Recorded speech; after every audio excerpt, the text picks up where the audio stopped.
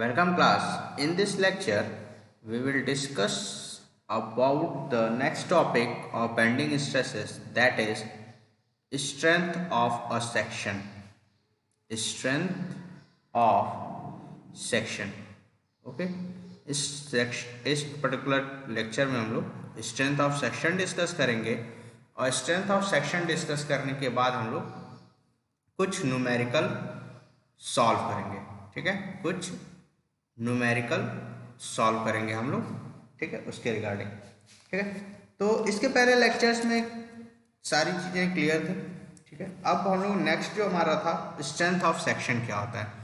तो strength of section क्या होता है कि स्ट्रेंथ ऑफ सेक्शन मतलब ये होता है कि जो पर्टिकुलर मोमेंट, ठीक है, जो पर्टिकुलर मोमेंट हम लोग को सेक्शन प्रोवाइड कर रहा है, ठीक है, मोमेंट ऑफ रेजिस्टेंस, जो पर्टिकुलर सेक्शन हम लोग को कितना मोमेंट ऑफ रेजिस्टेंस प्रोवाइड कर रहा है, इन द सेंस कितना बियर कर पा रहा है वो section, this is known as the strength of section. उसको हम लोग क्या बोलते हैं, स्ट्रेंथ ऑफ सेक्शन बोलते हैं। और इसी को भी हम लोग फ्लेक्सरल स्ट्रेंथ भी बोलते हैं। इसी को क्या बोलते हैं, that is flexural strength.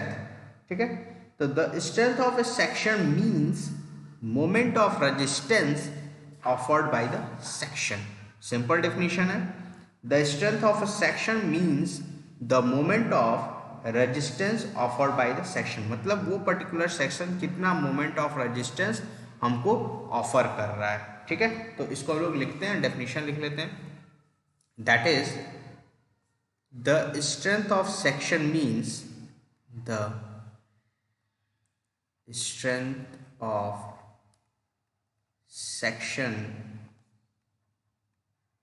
means the moment of resistance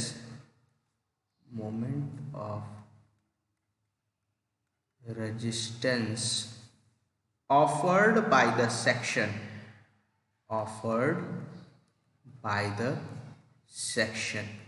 एक सेक्शन कितना मोमेंट ऑफ रेजिस्टेंस ऑफर करता है वो उस पर्टिकुलर सेक्शन का क्या कहलाता है, स्ट्रेंथ ऑफ सेक्शन कहलाता है। क्या कहलाता है, स्ट्रेंथ ऑफ सेक्शन कहलाता है। Now next is it is denoted by capital M and we know that moment of resistance is denoted by capital M, right here only, and moment of resistance is denoted by capital M. Moment of resistance किससे denote करते हैं हम लोग, capital M से denote करते हैं। Now mathematically, ठीक है, मैथमेटिकली हम लोग क्या लिख सकते हैं, मैथमेटिकली क्या लिख सकते हैं, mathematically using bending equation, mathematically using bending equation. ठीक है, यूजिंग बेंडिंग इक्वेशन। तो बेंडिंग इक्वेशन क्या होता है, that is m by I is equal to sigma by Y is equal to e by R. ठीक है, बेंडिंग इक्वेशन हमारा यही होता है, that is m by I is equal to sigma by Y is equal to e by R. ठीक है, and we know that for maximum bending stress,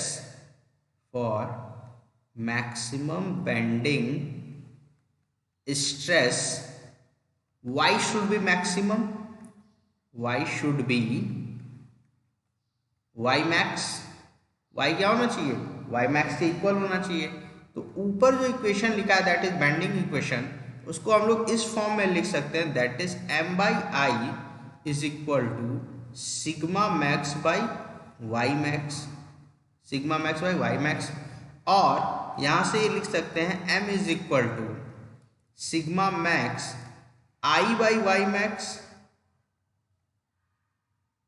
I by Y max. और I by Y max क्या होता है, आई by Y max क्या है हमारा, आई by Y max और कुछ नहीं, क्या है, सेक्शन मॉडुलस है, और कुछ नहीं, क्या है, सेक्शन मॉडुलस है। तो यहाँ से एक चीज और हम लोग लिख सकते हैं, दैट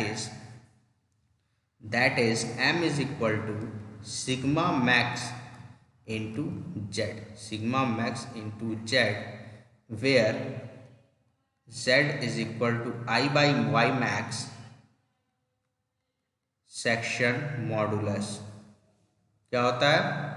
सेक्शन मॉडुलस होता है। क्लियर? क्लियर? ठीक है। अब एक चीज यहां से और अगर हम समझते हैं, एक चीज हम लोग और समझने की कोशिश करते हैं कि अगर सिग्मा मैक्स क्या है, मैक्सिमम वैल्यू है, अगर बेंडिंग स्ट्रेस मैक्सिमम है तो क्या वो एक कांस्टेंट हो जाएगा? Sigma max for a particular section क्या हो जाएगा? कांस्टेंट हो जाएगा। फॉर ए पर्टिकुलर सेक्शन क्या हो जाएगा? कांस्टेंट हो जाएगा। तो यहां से लिख लीजिए, यहां पे for a particular section, for a particular section, sigma max is a constant value, is a constant value। क्या है वो? एक कांस्टेंट वैल्यू है। अगर वो कांस्टेंट है तो हम इक्वेशन नंबर, इसको ए लिख लेते हैं, इक्वेशन नंबर ए से ये कंक्लूजन निकाल सकते हैं, अगर सिग्मा मैक्स क्या है, एक कांस्टेंट वैल्यू हो जा रही है, तो हम इक्वेशन नंबर ए से एक कंक्लूजन निकाल सकते हैं कि सेक्शन मॉडुलस क्या कर रहा है? स्ट्रेंथ ऑफ द सेक्शन को रिप्रेजेंट कर रहा है। Section modulus is directly proportional to the moment of resistance, section modulus is directly proportional to the strength of resistance, and it says that section modulus represent the strength of section। ठीक है। तो from equation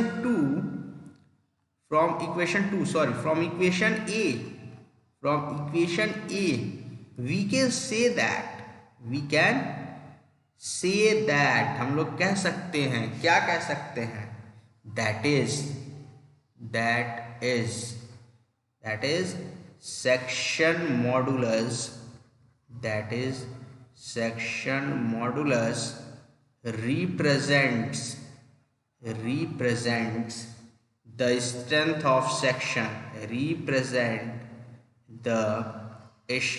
of section, clear?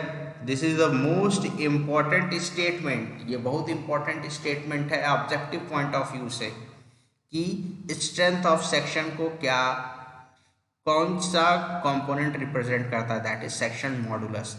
And strength of section, जो moment of resistance था, इसी को हम लोग flexural strength भी कहते हैं। ठीक है। तो यहाँ नोट करके एक पॉइंट लिख लीजिए, the moment of resistance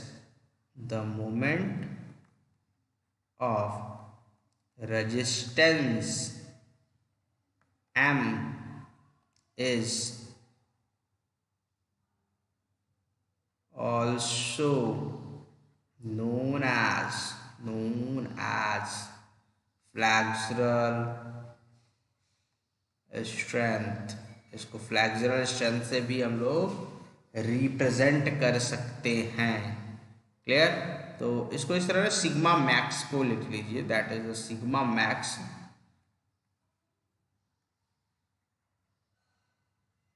for a particular section.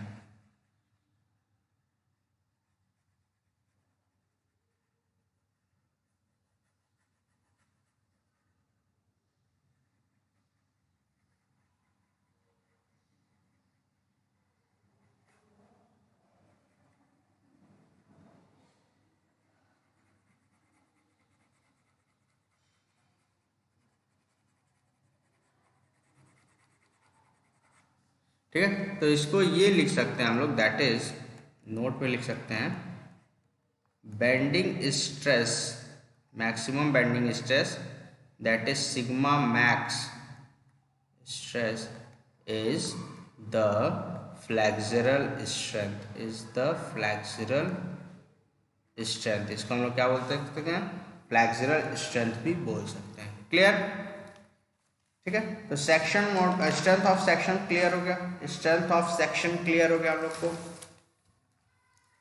Strength of section clear हो गया। नाउ अब हम लोग क्या करते हैं कि कुछ न्यूमेरिकल्स लेते हैं और उन न्यूमेरिकल्स को सॉल्व करते हैं, कुछ न्यूमेरिकल्स लेते हैं और उन न्यूमेरिकल्स को सॉल्व करते हैं। Clear?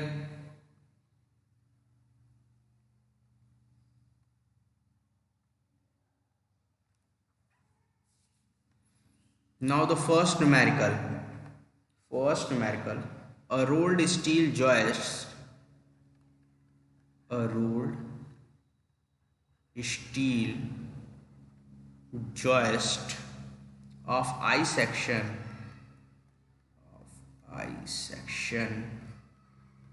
has the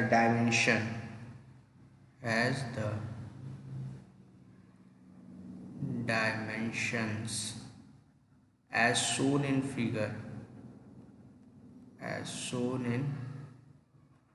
figure. This beam of I section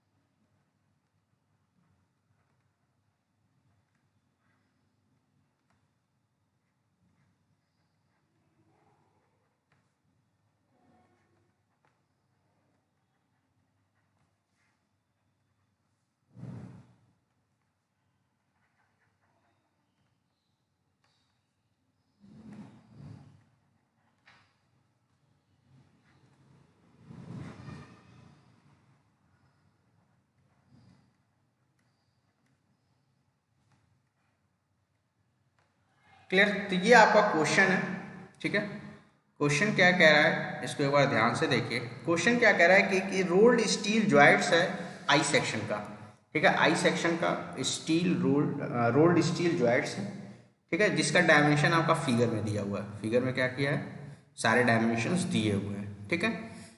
the beam of I section carries, ये जो आई सेक्शन का बीम है ये क्या कह रहा है, एक यूडीएल कैरी कर रहा है। क्या कैरी कर रहा है, यूडीएल कैरी कर रहा है, ठीक है, 10 मीटर के स्पैन तक, ठीक है। 10 मीटर का कोई बीम है, उस पर आई सेक्शन में क्रॉस सेक्शन उसका, उस पर क्या है, यूडीएल अप्लाई हो रहा है 40 किलोन्यूटन पर मीटर का। हम लोगों को क्या फाइंड आउट करना है, that is maximum stress find out करना है। पर्टिकुलर बेंडिंग की वजह से मैक्सिमम स्ट्रेस कितना जनरेट होगा, इस बीम में कितना स्ट्रेस जनरेट होगा इस पर्टिकुलर बीम में। क्लियर? तो सबसे पहले हम लोग क्या करते हैं, गिवन डेटा लिख लेते हैं, दैट इज सॉल्यूशन।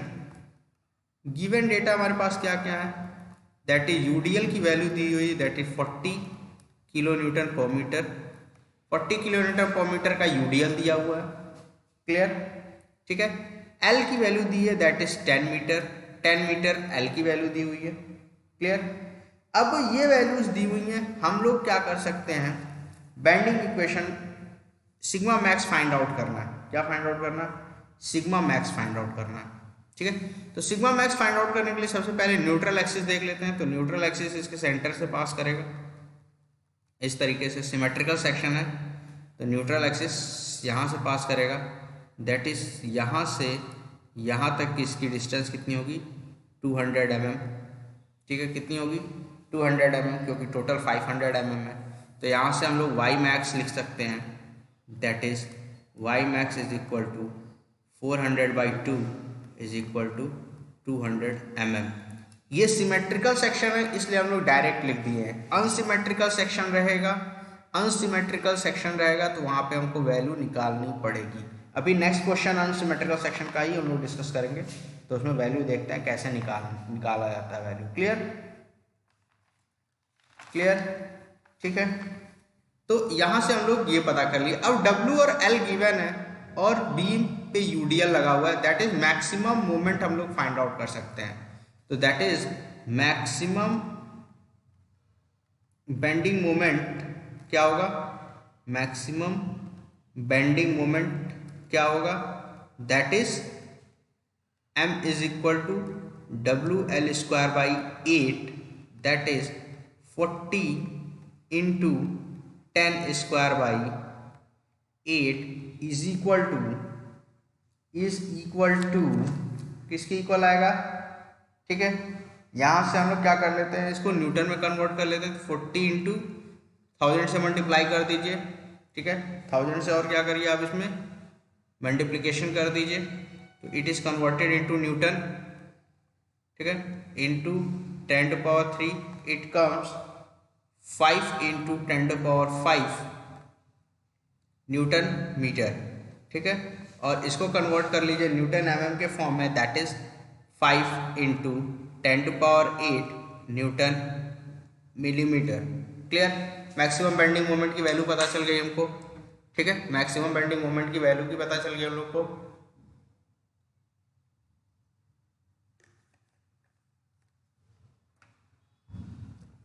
नाउ इसके बाद हम लोग क्या करेंगे? ठीक है, अब हम लोग को क्या फाइंड आउट करना है, that is moment of inertia. Moment of inertia find out करना है। तो moment of inertia that is I निकालने के लिए हम लोग को क्या करना है, यहाँ देखिए सिमेट्रिकल सेक्शन है, तो इस बड़े वाले रेक्टेंगल से, ये जो बड़ा वाला रेक्टेंगल है, इस बड़े वाले रेक्टेंगल में से, ठीक है, हम लोग क्या करते हैं, ये छोटे छोटे रेक्टेंगल माइनस कर देते हैं। छोटे छोटे रेक्टेंगल क्या करते हैं, का डायमेंशन अगर माइनस कर देते हैं तो हम लोग को पता चल जाएगा दैट इज कि मोमेंट ऑफ इनर्शिया कितना है। तो मोमेंट ऑफ इनर्शिया इसका निकालते हैं, दैट इज आएगा कितना, ये बड़ा वाला रेक्टेंगल का डायमेंशन कितना है 200 इंटू 400, तो ये हो जाएगा BD³/12, that is 200 into 400³/12। Okay, अब आ जाते हैं नेक्स्ट हमारा जो ये छोटा पोर्शन है, दैट इज ये पोर्शन कितना होगा। तो टोटल 200 है, 200 में से 10 माइनस कर देंगे तो ये टोटल पोर्शन पता चल जाएगा। और यहाँ से यहाँ तक की डिस्टेंस कितनी है, दैट इज 360। तो यहाँ से हो गया दैट इज 190 इंटू 360³/12। ठीक है, इस तरह से हम लोग मोमेंट ऑफ इनर्शिया निकाल लेंगे। ठीक है, इसकी वैल्यू को लिखिए, दैट इज वैल्यू क्या आ रही है, सॉल्व इट। तो 200 into 400³ that is it comes 10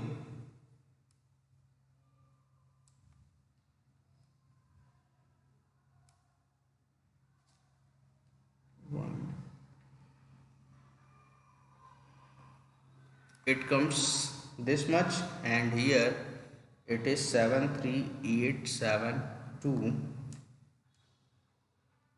Clear? Further, we will solve it. We get 32794 mm पे पावर 4। क्लियर। तो मोमेंट ऑफ इनर्शिया हम लोग का इतना आ गया। क्लियर। अब हम लोग बेंडिंग इक्वेशन यूज करते हैं। बेंडिंग इक्वेशन यूज करके हम लोग क्या फाइंड आउट कर सकते हैं? बेंडिंग स्ट्रेस फाइंड आउट कर सकते हैं।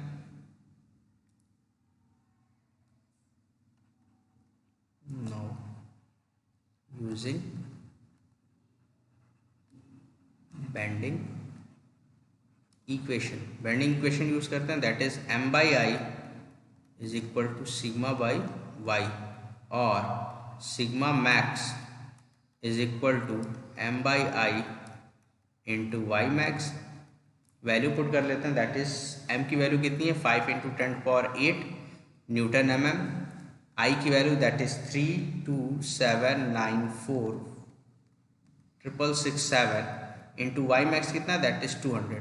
यहाँ से वैल्यू कैलकुलेट करते हैं, that is 5 into 10⁸ 32794,667 into 200।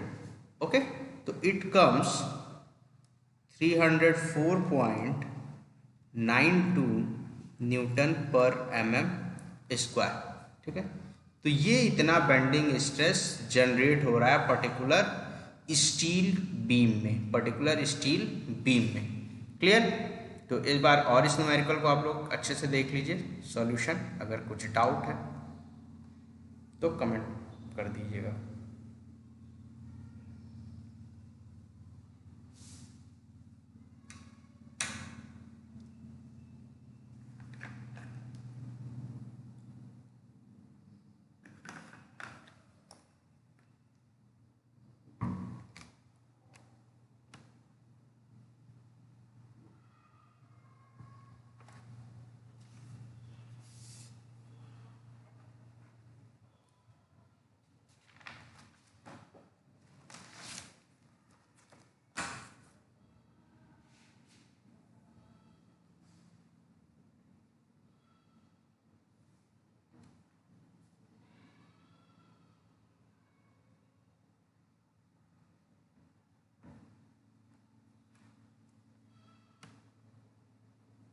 Clear. तो इस तरीके से हम लोग बेंडिंग स्ट्रेस निकाल सकते हैं अगर कोई भी सेक्शन दिया हुआ है। सिमेट्रिकल सेक्शन की बात थी। ठीक है, ये सिमेट्रिकल सेक्शन था। नाउ जो नेक्स्ट क्वेश्चन है, ठीक है, जो नेक्स्ट क्वेश्चन है इसमें हम लोग अनसिमेट्रिकल सेक्शन दिया हुआ है, अनसिमेट्रिकल आई सेक्शन दिया हुआ है, और हम लोगों को क्या फाइंड आउट करना है? बेंडिंग स्ट्रेस फाइंड आउट करना है, बेंडिंग मोमेंट दिया हुआ है, और पोजीशन फाइंड आउट करना है। तो सबसे पहले हम लोग क्वेश्चन लिखते हैं और उसके बाद उस चीज़ को डिस्कस करते हैं। ठीक है, उसके बाद उस चीज़ को डिस्कस करते हैं। तो सबसे पहले क्वेश्चन लिखें, दैट इज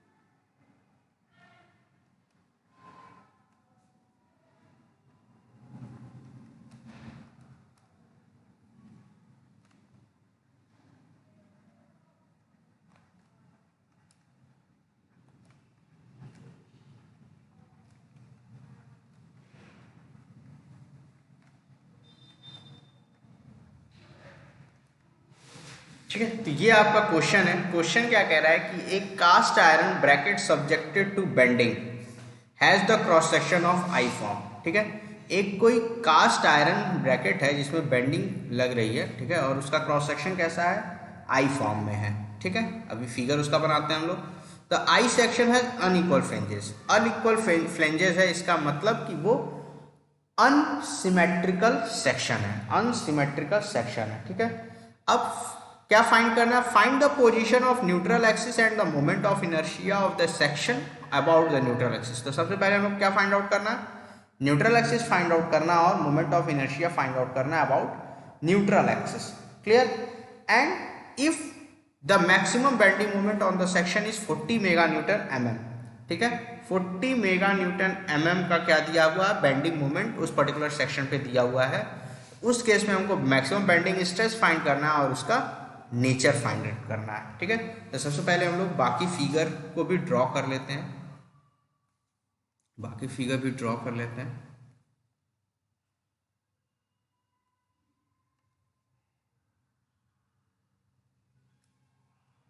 ठीक है, ब्रैकेट की डिजाइनिंग हमेशा कैंटिलीवर के फॉर्म में होती है, तो ये एक कैंटिलीवर हो गया।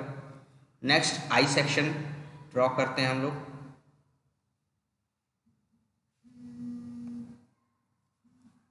आई सेक्शन ड्रॉ करते हैं हम लोग, दैट इज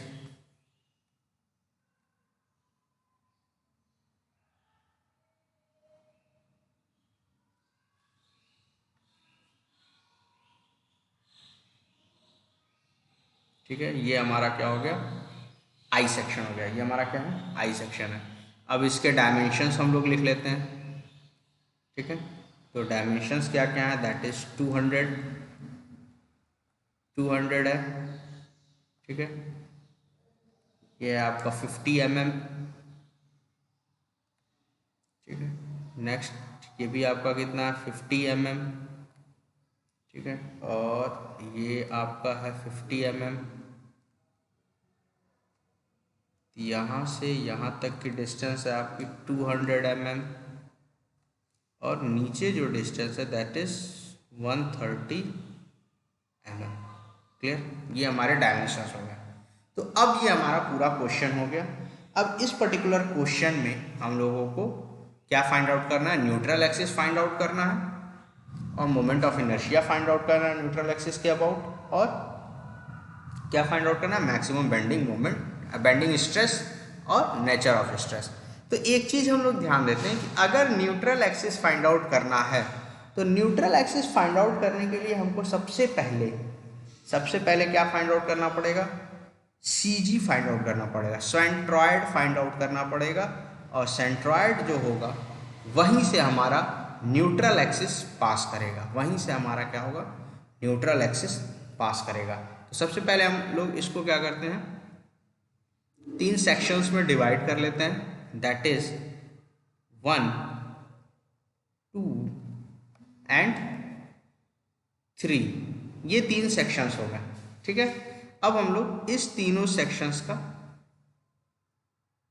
करते हैं। ठीक है, तो सॉल्यूशन लिखते हैं, तो मोमेंट की वैल्यू लिख लेते हैं जो हमारे पास गिवन डेटा है, that is 40 mega newton mm, that is 40 into 10⁻6 Newton mm।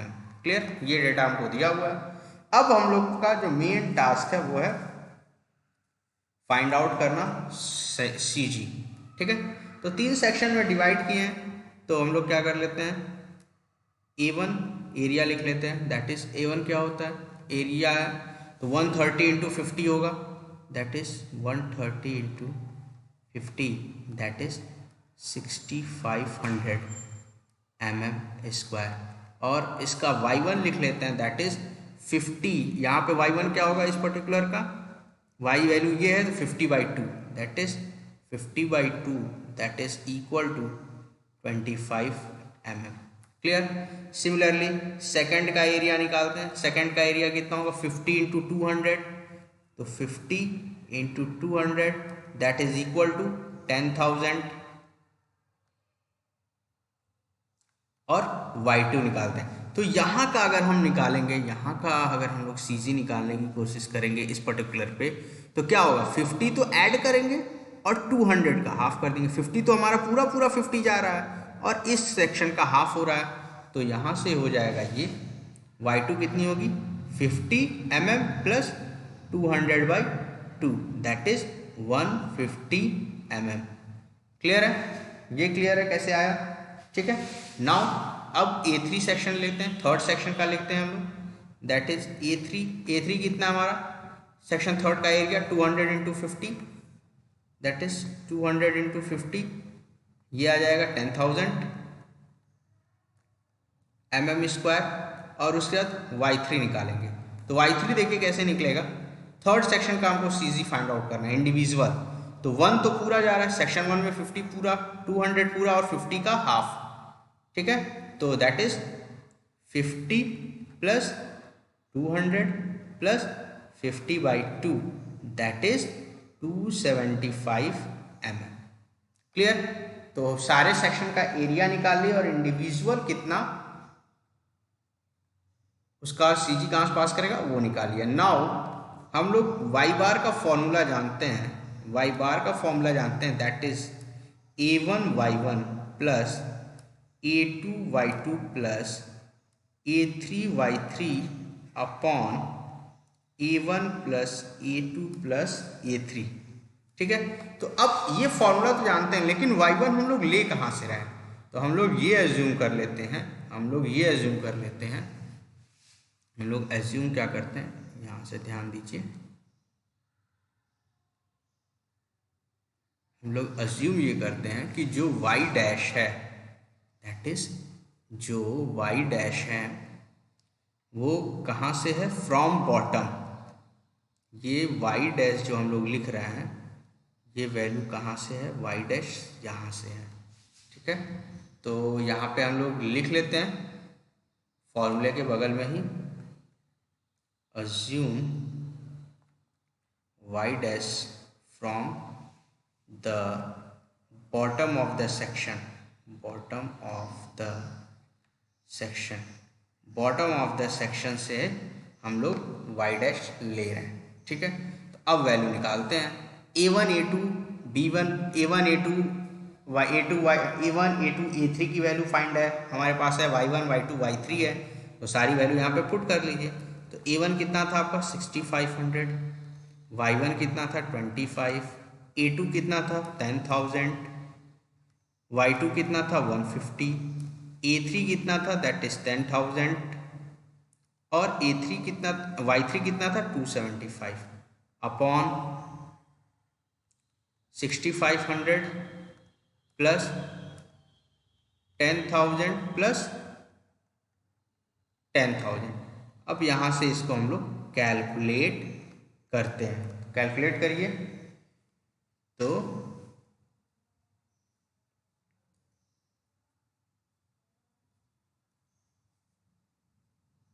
ये वैल्यू कितनी आ रही है, दैट इज 166.51 mm।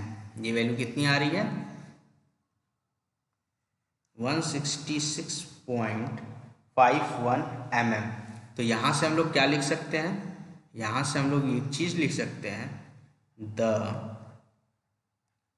सेंट्रॉयड और neutral axis is at a distance of 166.51 mm from the bottom of the section,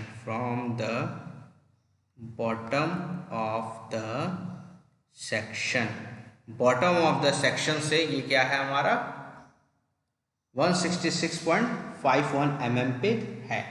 तो bottom of the section से वहां से है, तो टॉप ऑफ द सेक्शन से कहाँ होगा, तो इसको हम लोग ऐसे डिनोट कर सकते हैं, YP कितना है 166.51 mm, तो YT कितना हो जाएगा, तो YT टोटल डिस्टेंस कितना है, टोटल डिस्टेंस कितना है हमारे पास 300, टोटल डिस्टेंस कितना है 300, तो 300 minus Y B that is 300 minus 166.51 that is it comes 133.49 133.49 mm clear.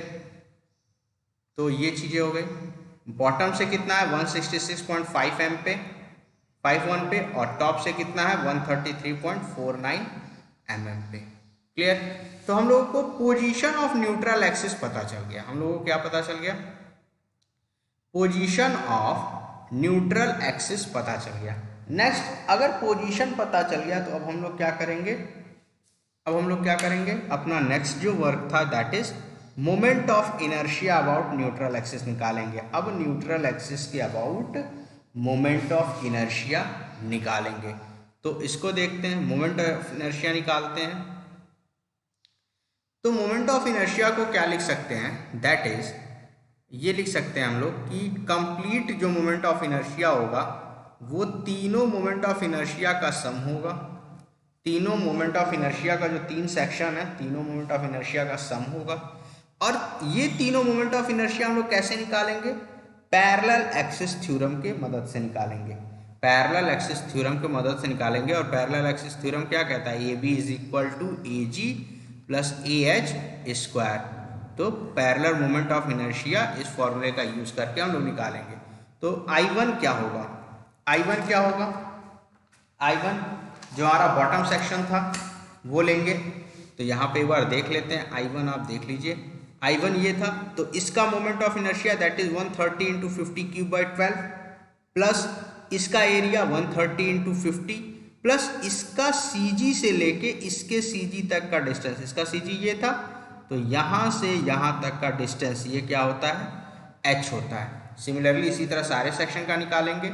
तो सबसे पहले I1 निकालते हैं that is 130 into 50 cube by 12 plus area कितना 130 इंटू 50 और डिस्टेंस कितना होगा 166.51 माइनस 25 दैट इज 50 का हाफ और स्क्वायर कर देंगे। तो ये वैल्यू कितनी आ रही है, इसको कैलकुलेट कर लेते हैं। तो ये वैल्यू आपकी अप्रॉक्सीमेटली आ जाएगी 13151718 7.3 mm/4। एक बार और चेक कर लीजिए 13151718 7.33 mm/4। ठीक है, अब ये हो गया। सिमिलरली सारे का कैलकुलेट करते हैं। तो सिमिलरली I2 कैलकुलेट करिए। तो I2 कितना है 50 into 200 cube by 12 plus area कितना है 50 इंटू 200, डिस्टेंस कितना होगा 166.51 माइनस 150 का होल स्क्वायर दैट इज ये आ जाएगा। इसको कैलकुलेट करिए तो ये आ जाएगा 360,591,34.34 mm/4। क्लियर, क्लियर है, क्लियर है यहाँ तक। ठीक है, नाउ I3 निकालते हैं हम लोग। I3 निकालेंगे that is I3 200 into 50 cube by 12 plus 50 into 200 area. Now यहाँ पे अगर हम डिस्टेंस देखें तो हम लोग टॉप से ले सकते हैं, बॉटम से ले सकते हैं। तो हम लोग बॉटम से एज्यूम कर रहे हैं तो डिस्टेंस क्या हो जाएगा 275 माइनस 166.51 का होल स्क्वायर। ठीक है, और ये वैल्यू कैलकुलेट करिए दैट इज कितना आ रहा है,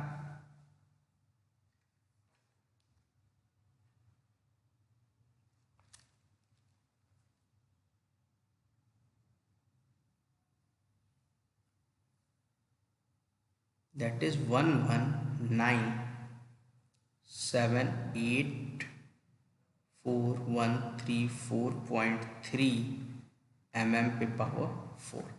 क्लियर। तो फाइनल निकालते हैं। तो फाइनल मोमेंट ऑफ इनर्शिया कितना होगा, मोमेंट ऑफ इनर्शिया अबाउट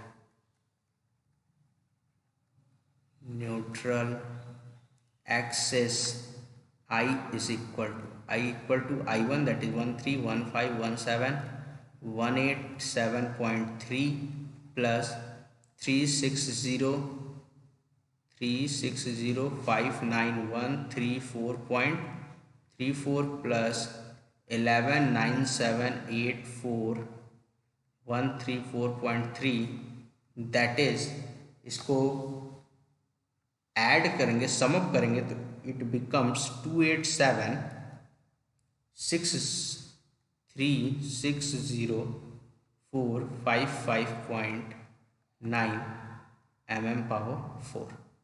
तो ये आ जाएगा मोमेंट ऑफ इनर्शिया की value about neutral axis.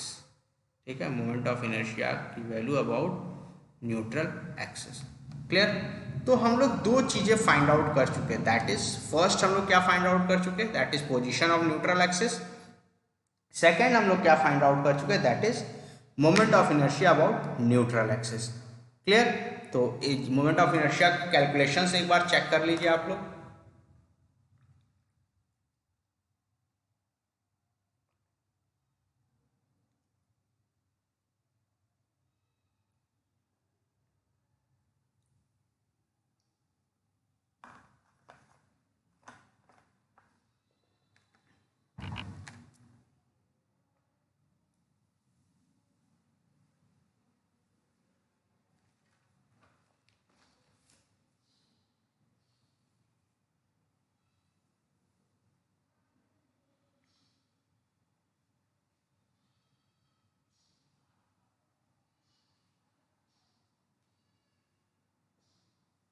Clear?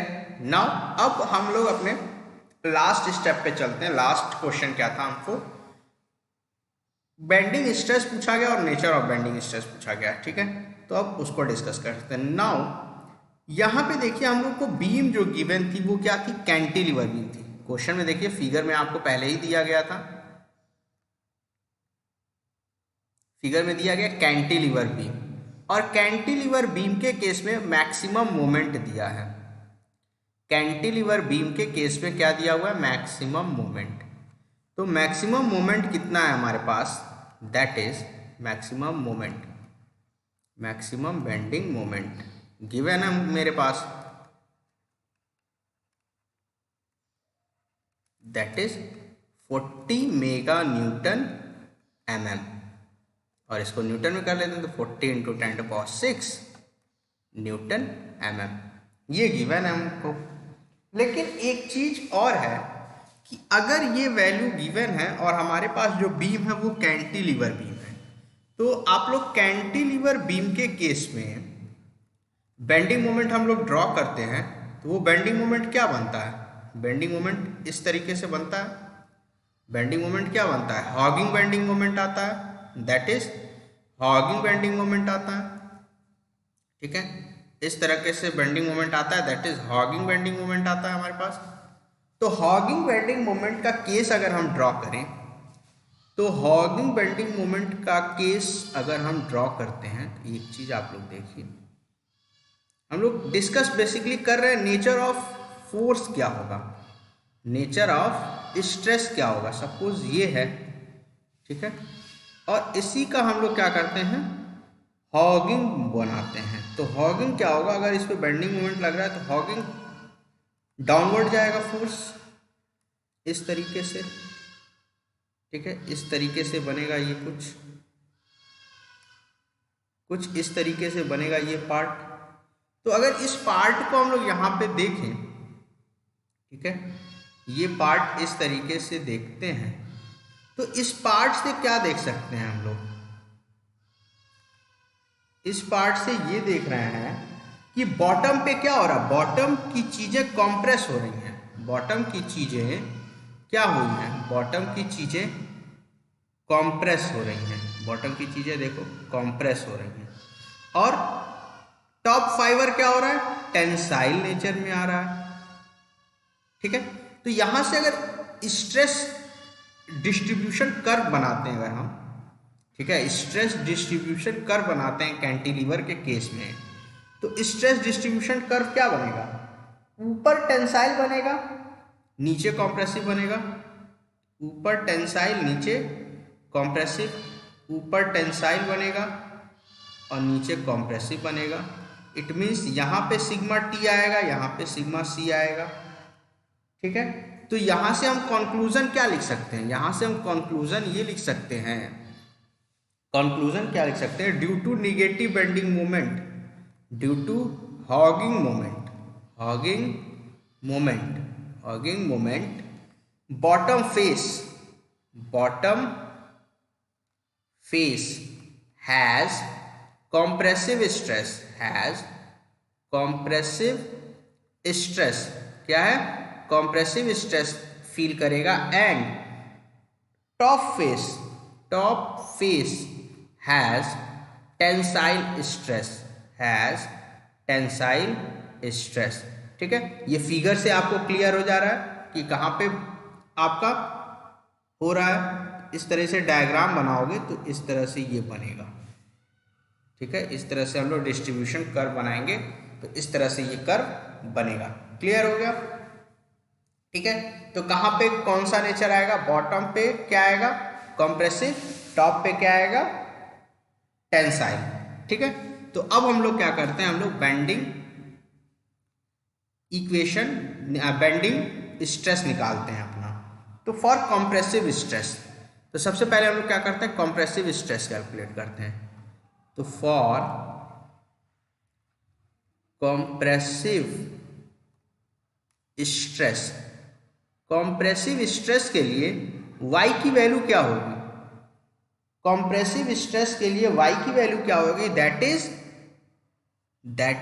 y की वैल्यू क्या होगी, यहां देखिए आप लोग y की वैल्यू क्या होगी, बॉटम पे कंप्रेसिव आएगा तो y की वैल्यू क्या लेंगे, ये अगर न्यूट्रल एक्सिस है, ये न्यूट्रल एक्सिस है, तो न्यूट्रल एक्सिस से बॉटम फेस तक का डिस्टेंस दैट इज ये कितना है 166.51 mm, ये कितना है, और टॉप से कितना है डिस्टेंस, दैट इज 133.49 mm। तो हम लोग बॉटम पे निकाल रहे हैं कंप्रेसिव स्ट्रेंथ, तो y की वैल्यू कितनी हो जाएगी, दैट इज 166.51 mm। कितना हो जाएगा, कितना हो जाएगा, दैट इज 166.51 mm। ठीक है, तो using bending equation, using bending equation, bending equation क्या है, m/i is equal to sigma by y और सिग्मा कॉम्प्रेसिव। ठीक है, compressive stress that is m/i is equal to y, m/i into y that is 40 into 10⁻⁶ upon i की value है 28736,0455.9 और y की value कितनी 166.51। ठीक है, तो इसको कैलकुलेट करिए, तो सिग्मा कॉम्प्रेसिव स्ट्रेस कितना आ जाएगा,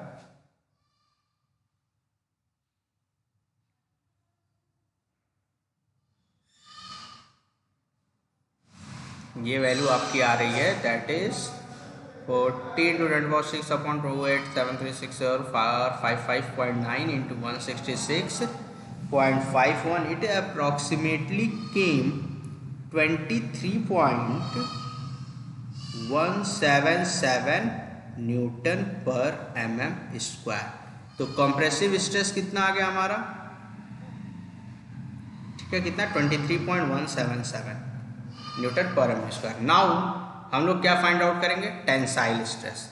ठीक है, नेक्स्ट हम लोग क्या फाइंड आउट करेंगे, टेंसाइल स्ट्रेस। तो for tensile stress, for tensile stress y कितनी हो जाएगी वैल्यू 133.49 mm, y की वैल्यू इतनी हो गई, और बेंडिंग मोमेंट इक्वेशन यूज करेंगे that is m/i is equal to sigma T that is tensile is equal to y, और sigma T is equal to m/i into y। तो m कितना है that is 40 into 10⁻⁶ upon i की value 28736,0455.9 455.9 into 133.49, ठीक है। तो इसको calculate करते हैं, दैट इज सिग्मा टी कितना आ रहा है हमारा, सिग्मा टी कितना आ रहा है, इसको कैलकुलेट करते हैं।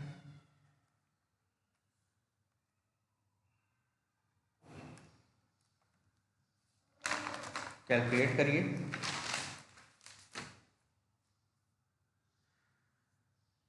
तो इट अप्रॉक्सीमेटली आएगा 14 upon 2873604555.9 into 133.49, that is 18.58 Newton पर mm स्क्वायर।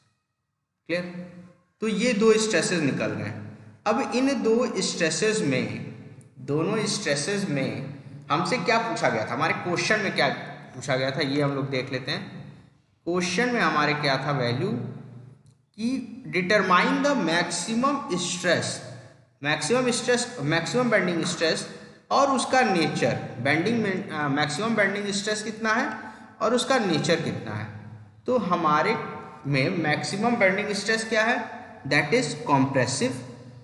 मैक्सिमम स्ट्रेस कितना है, कॉम्प्रेसिव है, और उसका नेचर कितना है, कॉम्प्रेशन है। तो यहाँ से लिख सकते हैं, यहाँ से फाइनल कंक्लूजन क्या लिख सकते हैं, the maximum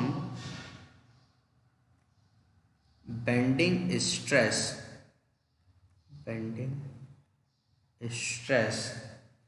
is at the bottom of the section,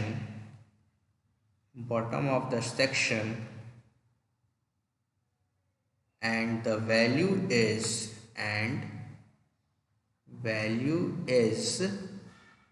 कितनी है इसकी, 23.177 न्यूटन पर mm square, and stress is compressive in nature,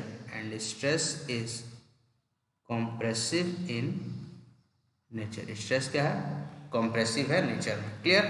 तो एक चीज हो गई, और हमसे दो तीन चीजें और पूछी गई थी। वो क्या थी, पोजीशन पूछा गया था। तो पोजीशन ऑफ न्यूट्रल एक्सिस लिख दीजिए, position of neutral axis is equal to 166.51 mm from bottom and 133.49 mm from top of the section,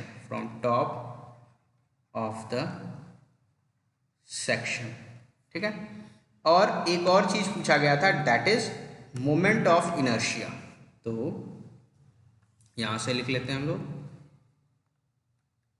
moment of inertia about neutral axis is equal to 2873604555.9 mm/4। ठीक है। तो ये आपका overall solution हो गया इस पर्टिकुलर क्वेश्चन का, जिसमें तीनों डेटा हमारे पास हैं, गिवन है।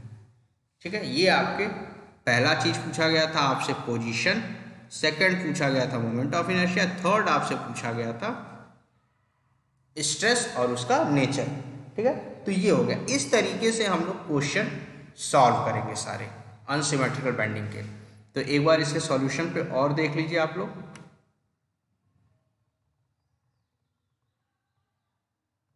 सबसे पहले ये क्वेश्चन था। ठीक है। क्वेश्चन में क्या कहा था, एक आई सेक्शन दिया है। आई सेक्शन क्या है, कास्ट आयरन का है, कास्ट आयरन का ब्रैकेट है, उसका आई सेक्शन दिया हुआ, और आई सेक्शन में फिगर आपको बना के दे दिया गया, बीम का कंडीशन दे दिया गया। अब कंडीशन दे दिया गया, बीम दे दिया गया, आपसे पूछा गया न्यूट्रल एक्सिस का पोजीशन फाइंड आउट करिए, moment of inertia find out करिए, और मैक्सिमम बेंडिंग स्ट्रेस और nature of stress find out करिए। ठीक है। तो अब पोजीशन फाइंड आउट करना था सबसे पहले। तो पोजीशन फाइंड आउट करने के लिए हम लोग को सेंट्रॉइड निकालना पड़ेगा, और सेंट्रॉइड निकालने का फॉर्मूला हम लोग जानते हैं, दैट इज अनसिमेट्रिकल का कैसे निकलता है, दैट इज हम लोग एज्यूम कर लेते हैं कि टॉप या बॉटम कहाँ से डिस्टेंस ले रहे हैं, तो हम लोगों ने बॉटम से डिस्टेंस लिया, और फॉर्मूला होता है a1 y1 plus a2 y2 plus a3 y3 upon a1 plus a2 plus a3। तो यहाँ से फिर हम लोग उसको इस तरह से a1 a2 निकाल लिए, a1 a2 निकाल लिए, a1 a2 निकाले, a3 निकाले, y1 y2 y3 निकाले, और निकालने के बाद उसको अपने फॉर्मूले में पुट किए, दैट इज हम लोगों को y की वैल्यू पता चल गई। तो y हम लोगों को कहाँ से पता चला, that is bottom of the section से। बॉटम ऑफ द सेक्शन से पता चला तो टॉप ऑफ द सेक्शन से भी निकाल लेंगे, टोटल डिस्टेंस से माइनस कर देंगे। उसके बाद हम लोग पैरेलल एक्सिस थ्योरम की हेल्प से, पैरेलल एक्सिस थ्योरम की हेल्प से हम लोगों ने क्या फाइंड आउट किया, moment of inertia find out किया। पैरेलल एक्सिस थ्योरम के हेल्प से क्या किया, moment of inertia find out किया। तो मोमेंट ऑफ इनर्शिया हमारा आ गया। पैरेलल एक्सिस थ्योरम क्या कहता है, दैट इज किसी भी प्लेन के अबाउट मोमेंट निकालना है तो उसका खुद का मोमेंट अबाउट सी जी और ए एच स्क्वायर उसमें ऐड कर देंगे, तो वो उस पर्टिकुलर एक्सिस के अबाउट मोमेंट निकल जाएगा। ठीक है, तो यहाँ से I1 I2 I3 निकाल ले और तीनों को ऐड कर दिए, तो ये तीनों वैल्यू क्या हो गई, moment of inertia about neutral axis हो गई। ठीक है, मोमेंट ऑफ इनर्शिया और न्यूट्रल एक्सिस निकल गया। तो इसके बाद हम लोगों ने अपने बेंडिंग इक्वेशन के ऊपर ध्यान दिया। बेंडिंग इक्वेशन की हेल्प से हम लोगों ने क्या किया, बेंडिंग स्ट्रेस फाइंड आउट कर लिया। ठीक है, अब बेंडिंग स्ट्रेस का नेचर फाइंड आउट करना था, तो नेचर के लिए हम लोगों ने, जैसा कि हमारा ब्रैकेट क्या है, कैंटिलीवर है, तो कैंटिलीवर बीम में हमेशा क्या आता है, नेगेटिव बेंडिंग मोमेंट आता है। कैंटिलीवर बीम में क्या आता है, हमेशा negative bending, that is hogging moment आता है। हॉगिंग मोमेंट आएगा तो केस देखिए, केस में क्या है कि हम लोग को नीचे क्या मिलेगा, कॉम्प्रेसिव मिलेगा, और ऊपर क्या मिलेगा, टेंसाइल मिलेगा। कैसे मिलेगा ये हमने बता दिया आपको। फिगर में देखिए, ये कोई एक बीम थी रेक्टेंगल का, इसको हम लोगों ने बेंडिंग दिया नेगेटिव, तो ये क्या, वो ऊपर वाला पार्ट क्या हो रहा है और खींच रहा है, टेंसाइल हो रहा है, और नीचे वाला पार्ट क्या हो रहा है, कंप्रेसिव हो रहा है। तो नीचे हम लोग को कंप्रेस होके तभी तो इस तरह का बीम बनेगा आपका। यहाँ पे बनाते हैं आपको, इस तरह से, कुछ इस तरह से बन रहा है। तो नीचे वाला पार्ट क्या हो रहा है, कंप्रेस हो रहा है, ऊपर वाला पार्ट टेंसाइल हो रहा है। ठीक है, तो इस तरीके से हम लोगों ने पता कर लिया कि नेचर क्या होगा। तो बॉटम पे हमारा कंप्रेसिव होगा और टॉप पे क्या होगा, टेंसाइल होगा। अब बेंडिंग इक्वेशन की हेल्प से हम लोगों ने टॉप और बॉटम पे क्या निकाला, स्ट्रेस निकाल लिया। तो कंप्रेसिव स्ट्रेस निकाले टॉप पे, दैट इज 23.177 न्यूटन पर mm स्क्वायर, और टॉप पे निकाल लिए दैट इज 18.58। अब हम लोगों से पूछा गया था कि मैक्सिमम बेंडिंग स्ट्रेस कितना है, तो मैक्सिमम बेंडिंग स्ट्रेस दोनों में जो मैक्सिमम होगा, दोनों में जो मैक्सिमम है दैट इज 23.177, और उसका नेचर क्या था, कंप्रेसिव था।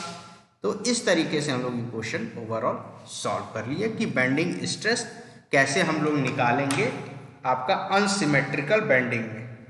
क्लियर, अनसिमेट्रिकल बेंडिंग या अनसिमेट्रिकल सेक्शन दिया हुआ है, तो उसमें कैसे हम लोग स्ट्रेस की वैल्यू फाइंड आउट करेंगे, तो इस तरीके से। ठीक है, तो आज के लेक्चर में इतना ही रहने देते हैं। तो एक बार हम लोग पूरा रिवाइज कर लेते हैं क्या आज हम लोगों ने इस लेक्चर में पढ़ा।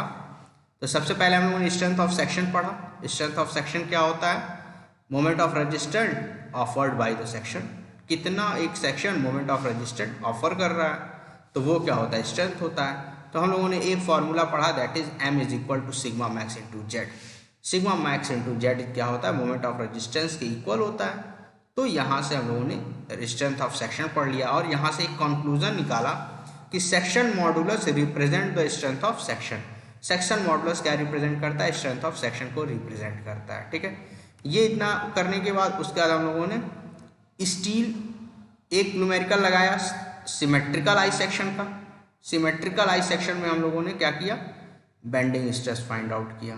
ठीक है, सिमेट्रिकल आई सेक्शन का न्यूमेरिकल लगाने में कोई प्रॉब्लम नहीं है, वहाँ से आप BD3/12 वाला फॉर्मूला लगाएंगे, आप निकालेंगे I moment of inertia, moment of inertia निकल गया, बेंडिंग मोमेंट निकल गया, तो Y की वैल्यू पता करके आप सिग्मा मैक्स निकाल लेंगे। लेकिन सारा उसके बाद एक न्यूमेरिकल हम लोग बेंडिंग अनसिमेट्रिकल सेक्शन पे लगाया। तो अनसिमेट्रिकल सेक्शन का हम लोगों ने पूरा क्वेश्चन सॉल्व किया और इसको ये देखा। तो from university examination point of view, university के एग्जामिनेशन पॉइंट ऑफ व्यू से आपका जो अनसिमेट्रिकल बेंडिंग के न्यूमेरिकल्स हैं, अनसिमेट्रिकल बेंडिंग के जो न्यूमेरिकल्स हैं ये आपके इंपॉर्टेंट हैं, ठीक है। अनसिमेट्रिकल बेंडिंग के जो न्यूमेरिकल्स हैं वो आपके इंपॉर्टेंट हैं, तो आप उन चीज़ों को ज़्यादा प्रैक्टिस करिएगा, ठीक है। अब नेक्स्ट लेक्चर में हम लोग क्या करेंगे, एक न्यूमेरिकल और सॉल्व करेंगे अनसिमेट्रिकल बेंडिंग का, ठीक है। नेक्स्ट लेक्चर में हम लोग एक न्यूमेरिकल और सॉल्व करेंगे अनसिमेट्रिकल बेंडिंग का, और अनसिमेट्रिकल बेंडिंग के न्यूमेरिकल को सॉल्व करने के बाद हम लोग क्या करेंगे, आपका टॉर्जन पढ़ेंगे, ठीक है। तो नेक्स्ट लेक्चर में हम लोग क्या डिस्कस करेंगे, एक अनसिमेट्रिकल टी सेक्शन है। टी सेक्शन हमेशा अनसिमेट्रिकल ही होता है जैसा सबको पता है, तो टी सेक्शन का न्यूमेरिकल सॉल्व करेंगे और आपका टॉर्जन पढ़ा जाएगा, क्लियर। तब तक के लिए थैंक यू क्लास।